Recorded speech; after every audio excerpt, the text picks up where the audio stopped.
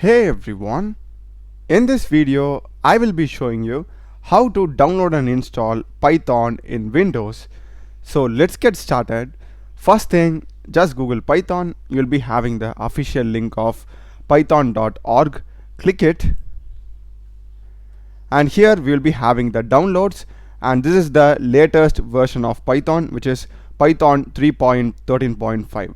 and in case if you want to download older versions of Python, just select Windows, and if you scroll down, as you can see, this is having the 3.12, and if we entirely scroll down, we are having 3.7, also 3.8. so you can just choose the older version of Python also.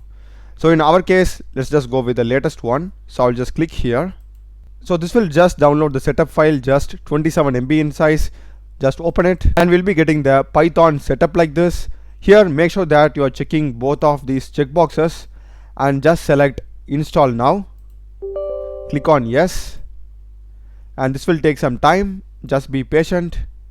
So once the setup is successful, you'll be getting this. You can just close it, and now just go to search and open command prompt. Here just run the command python space hyphen hyphen version, and we'll be getting the Python version that has been installed. This means Python has been successfully installed on our system. In case if you want to open the Python shell, just type Python, hit enter. This will open Python shell for us, and here we can run any Python code. For example, let me go with print hello. This will print it. As you can see, I will go with 3 plus 4.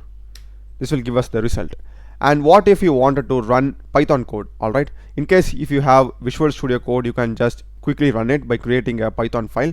And what if you don't have any code editors and still want to run Python code? In that case, just go to search and search for idle. So this will be getting automatically created when you install Python. You can just open it and we'll be getting the idle shell like this. Here we can go to file, new file, and here we can paste any Python code that we have. Let me go with same print statement, something like this, and we need to save it. So I will just save it over here, and now we can just select run module. This will basically run our code. So by this way we can also run our Python code with idle itself. That's a video, guys. Do check the playlist of my channel. Done a lot of videos in programming and AI tools. Subscribe me. Thanks for watching.